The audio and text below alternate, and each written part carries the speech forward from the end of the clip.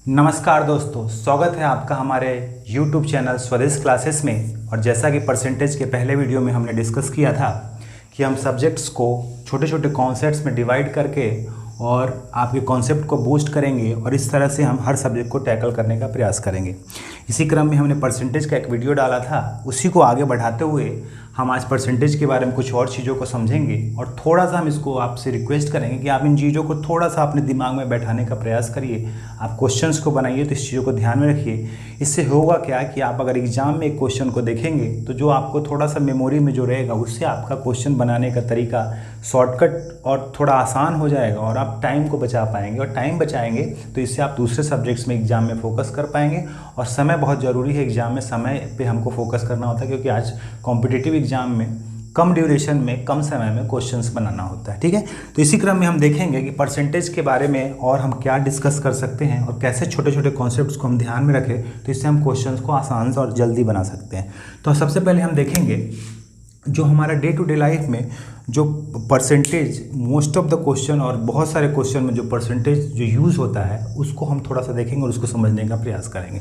जैसे हम आपको पहले बताएंगे 5% के बारे में। ठीक है, तो 5% को अगर हम सॉल्व करें 5/100, ठीक है, इसको आप फर्दर सॉल्व करेंगे तो इसको लिखेंगे 1/20, 1/20। इसका मतलब प्रैक्टिकली अगर आप समझना चाहें कि अगर हमारे पास 20 रुपया है, ठीक है, हमारे पास टोटल 20 रुपया है और आपको ऐसा कहा गया कि इसको 20 आदमी में बराबर बांटना है। ठीक है, तो मैंने पैसा इसलिए लिया कि आप डे टू डे लाइफ में पैसों को यूज़ करते हैं तो आपको आसानी होगी। तो आप क्या बोल रहे हैं कि हर एक आदमी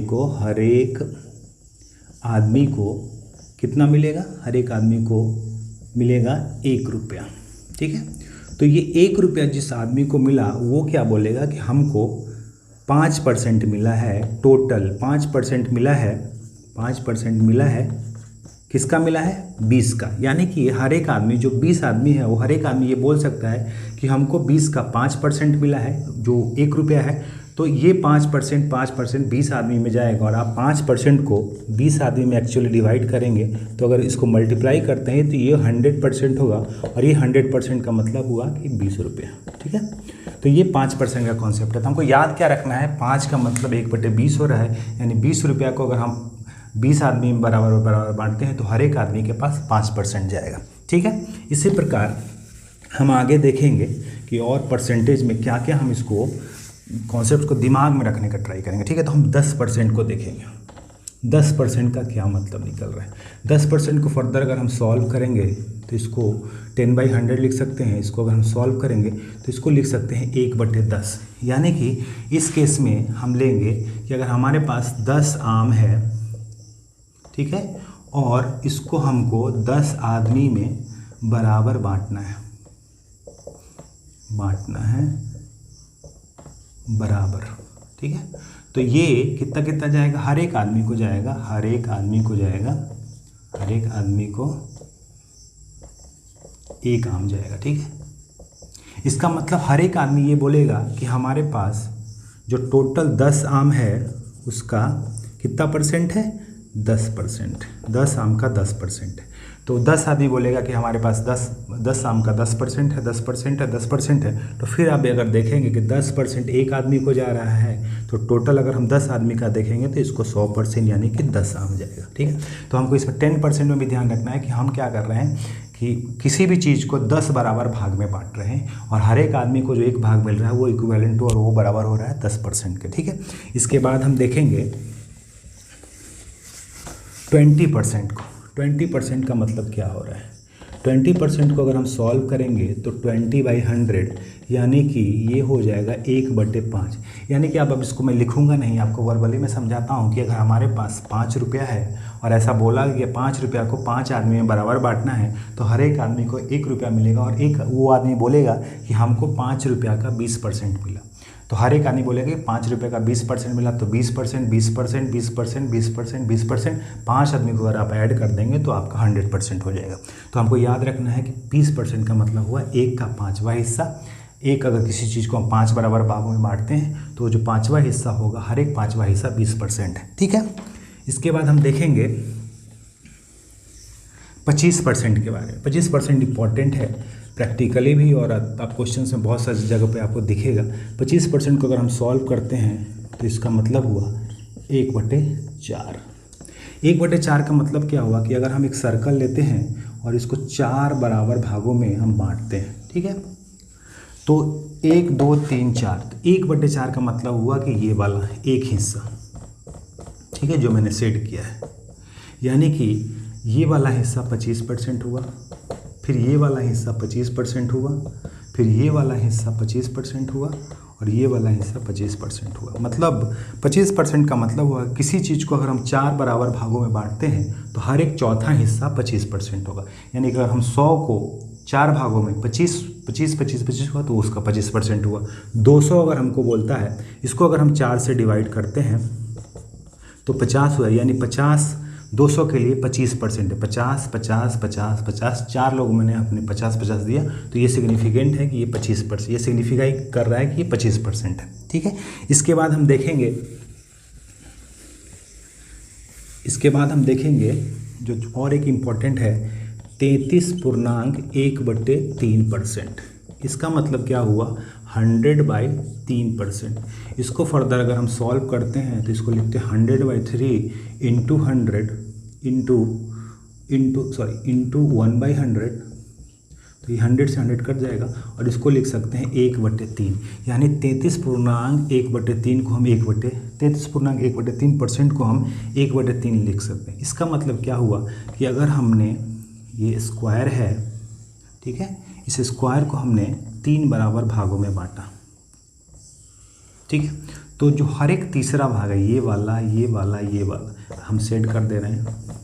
ये वाला 1/3 है, ये वाला 1/3 है, और ये जो खाली है ये भी 1/3 है। यानी कि किसी चीज़ का अगर हमको सारे 33.1/3% निकालना हो तो सिंपली हम उसको 3 से डिवाइड कर देंगे। हर एक भाग को, हर एक को हमने 3 इक्वल पार्ट्स में डिवाइड किया, तो हर एक जो भाग है उसको हम सारे 33.1/3% लिख सकते हैं। तो जैसे हमको अगर बोलता है कोई कि 18 का सारे 33.1/3% क्या होगा, तो हमको अगर याद है कि सारे 33.1/3% का मतलब होता है 1/3, यानी सिंपली हम इसको क्या करेंगे कि 18 को हम 1/3 यानी 18 को 3 से डिवाइड कर देंगे तो 6 हो जाएगा, यानी 6 18 का सारे 33.1/3% है। तो इसीलिए मैंने बताया कि आप अगर सारे 1/3% को, सारे 33.1/3% को अगर 1/3 के रूप में याद रखते हैं तो आप सिंपली क्वेश्चन में अगर 18 का पूछता है तो सिंपली आप इसको 3 से डिवाइड कर दीजिए, और जो आपका हुआ वही आपका सारे 33.1/3% हुआ, ठीक है। ठीक है, तो हम लोग क्या करेंगे, थोड़ा सा एक बार हम इसको रिवाइज करेंगे कि 5% को हम क्या लिख सकते हैं 5/100, हम 100 इक्वल टू 1/20, यानी अगर हमको 5% पूछ रहा है तो सिंपली हम किसी नंबर को 20 से भाग दे देंगे, ठीक है, दे देंगे, ठीक है। उसके बाद अगर हमको पूछ रहा है 10% का मतलब हुआ 1/10, इसका मतलब नंबर को हमको डिवाइड करना है किससे, नंबर डिवाइडेड बाय 10, ठीक है। उसके बाद हमने देखा था 20% के बारे में। 20% का मतलब निकल रहा था 1/5, यानी कि किसी संख्या का अगर 20% निकालना है तो उस संख्या को नंबर डिवाइडेड बाय अगर हम 5 कर देंगे तो वो 20% होगा। उसके बाद हमने देखा था 25%। 25% का मतलब निकल रहा था 1/4, इसका मतलब अगर हम संख्या को, नंबर को 4 से डिवाइड कर देते हैं तो वो 25% हो जाएगा, ठीक है। सारे 30% हमने अभी जस्ट देखा है। इसके बाद हम और थोड़ा सा कॉन्सेप्ट को कवर करने का प्रयास करेंगे और देखेंगे कि और इम्पॉर्टेंट परसेंटेज जो ज़्यादा क्वेश्चंस में यूज हो रहा है उसका क्या सिग्निफिकेंस है। तो हम देखेंगे 40% के बारे में। 40% को 40% को हम सॉल्व करेंगे तो इसको हम फर्दर सॉल्व करेंगे तो ये 2/5 हो रहा है, ठीक है। तो आपको बस याद रखना है कि 2/5 यानी किसी संख्या को अगर हम 2/5 से भाग दे देते हैं तो उसका 40% हो जाएगा, ठीक है। 50% का मतलब क्या हुआ, 50% का मतलब हुआ 50/100, 50/100, यानी कि 1/2। यानी कि अगर हमने एक सर्कल लिया और इसमें से इसको इक्वली बराबर बांट दिया तो एक भाग जो ऊपर है ये 50% हुआ और ये जो दूसरा भाग है ये भी 50% होगा। 50% इसको फर्दर अगर 1/2 को सॉल्व करते हैं 1/2 को, तो ये 0.5 हुआ, यानी कि आधा। तो किसी संख्या का अगर 50% आपसे पूछता है तो आपको कुछ नहीं करना है, आपको उस संख्या को 2 से भाग दे देना है, जो निकलेगा वो 50% हो गया। ठीक है, फर्दर हम देखते हैं 60%। 60% को देखते हैं कि 60/100 यानी कि 3/5। ठीक है, तो किसी संख्या का 60% अगर निकालना है तो हम क्या करेंगे, 3/5 से उसको भाग दे देंगे। इसके बाद हम देखेंगे 70%। इसको फर्दर सॉल्व करेंगे तो 70/100 यानी कि 60/10। इसको भी ध्यान में रख सकते हैं। इसके बाद इम्पॉर्टेंट एक आता है जो ज़्यादा यूज होता है क्वेश्चंस में, वो है 75%। ये इम्पॉर्टेंट है क्योंकि ये राउंड फिगर और ज़्यादा यूज है। तो 75% को अगर हम सॉल्व करते हैं तो 75/100 यानी कि 3/4। तो इसको अगर हम देखना समझना चाहे लाइफ में, कि जैसे आपने एक सर्कल लिया और इसको 4 बराबर भागों में बांट दिया। ठीक है, तो अगर हम 3 भाग को ले लेते हैं, ये 2 भाग ऊपर और ये 1 भाग नीचे, तो ये हो गया 3/4 और ये हो गया 75%। तो बाकी बचा ये वाला भाग 1/4, ये वाला भाग 1/4 और 1/4 का मतलब हुआ जो आपने देखा था 25%।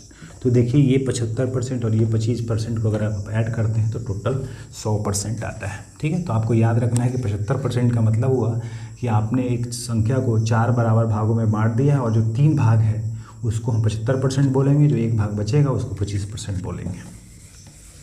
ठीक है, इसके बाद हम देखेंगे 80% को।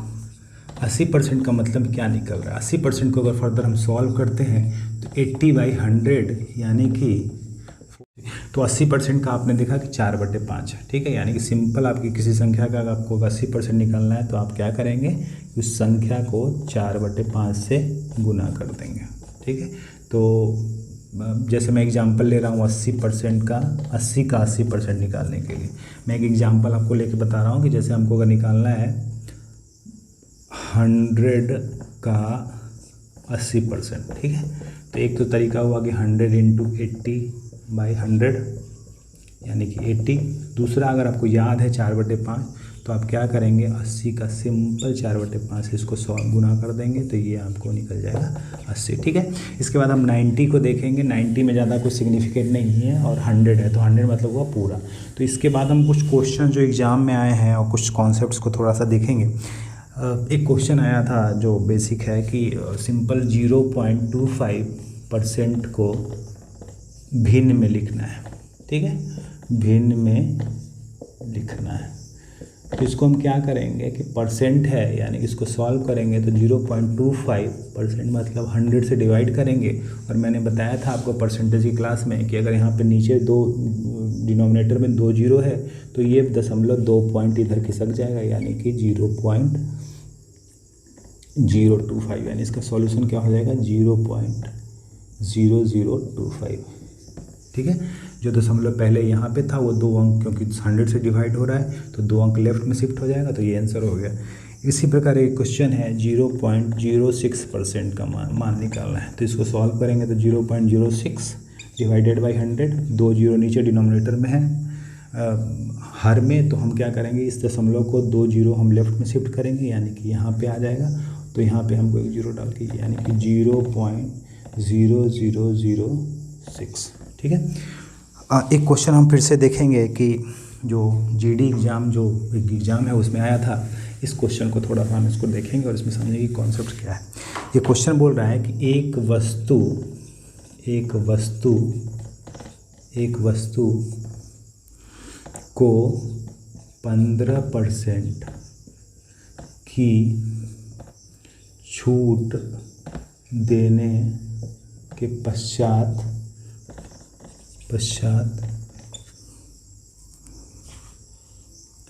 इसको छूट देने के पश्चात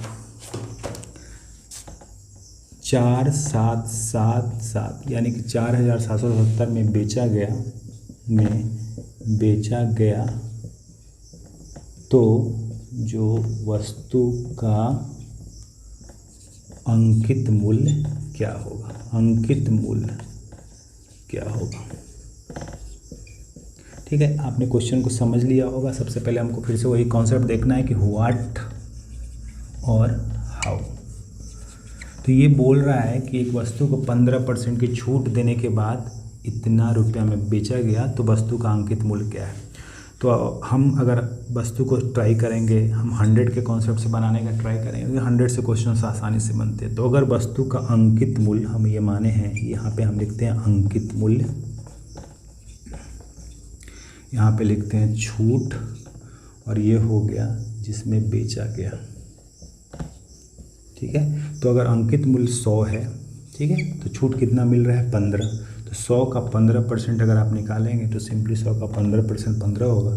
तो इसको जो कितने में बेचा गया, यानी कि 100 रुपया उसका अंकित मूल्य था और उसमें से 15 इसने छूट दे दिया, तो इसको हम लिखेंगे तो ये 85 हो जाएगा। ठीक है, लेकिन 85 होता अगर 100 अंकित मूल्य होता, लेकिन हमारे क्वेश्चन में दिया हुआ है कि उसने कितने में बेचा है 4777, यानी कि हमको इस 85 को 4777 बनाना है।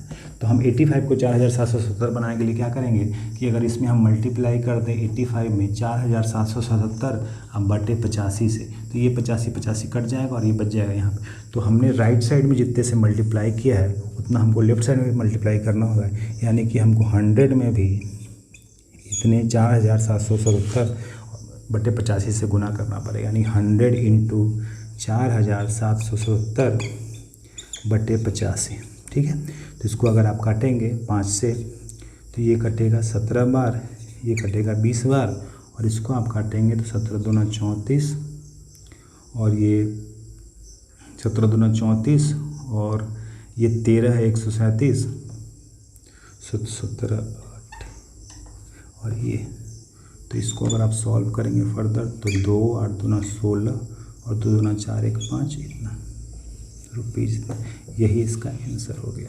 तो आपने देखा कि हमको सिंपल 100 में कितना आसान होगा कि 100 हमने माना, 15 का छूट दिया तो ये 85 हो गया, और उसको हमने रिवर्स जब सॉल्व किया तो हम कॉम्पनसेट करने के लिए राइट साइड में अगर हम 4777 डिवाइडेड बाई 85 से मल्टीप्लाई कर रहे हैं तो उतना ही हम लेफ्ट साइड में मल्टीप्लाई करेंगे, और ये आंसर है। तो ये क्वेश्चन एक्चुअली जीडी एग्जाम 2019 में आ चुका है। आप देख सकते हैं कि अगर हम थोड़ा सा ध्यान से बनाए क्वेश्चन को, परसेंटेज को समझते हैं, तो एक झटके में हम इस क्वेश्चन को सॉल्व कर सकते हैं। ठीक है, इसके बाद हम और कुछ क्वेश्चंस को देखेंगे और देखेंगे कि कैसे हम इसको सॉल्व कर सकते हैं। ठीक है, तो इसी क्रम में हम कुछ क्वेश्चंस को देखेंगे। एक क्वेश्चन हम ट्राई करेंगे कवर करने का कि ये पूछ रहा है क्वेश्चन में कि 1260 का 33.1/3% कितना होगा। ठीक है, तो इसको सॉल्व करने का एक तरीका तो ये हो सकता है कि 1260 गुने 33.1/3 को अगर सॉल्व करेंगे तो 100/3% लिखेंगे। इसको फर्दर अगर सॉल्व करेंगे तो 1260 गुने 100/3 और परसेंटेज का मतलब 1/100, इसको ऐसे करेंगे तो ये हो गया 420। दूसरा मैंने जो आपको इस वीडियो में बताया था, सिंपली अगर आप सारे 33% को याद करते हैं 1/3 की तरह, तो सिंपली अगर हम 1260 को 3 बराबर भागों में बांट दें, यानी कि हम इसको 3 बराबर भागों में बांट दें, तो जो ये निकलेगा वो हमारा होगा 33.1/3%। तो आपको अगर बस 33.1/3 के रूप में याद है तो सिंपली आप किसी नंबर को 3 से अगर डिवाइड कर देते हैं तो वो उसका 33.1/3% होगा, और आप एक झटके में आंसर ला देंगे। तो दोस्तों हम इसी कॉन्सेप्ट को यहीं पे इस वीडियो को रोकेंगे, और आगे का वीडियो आप देखिए और समझिए कॉन्सेप्ट्स को, हमारा प्रयास जारी रहेगा।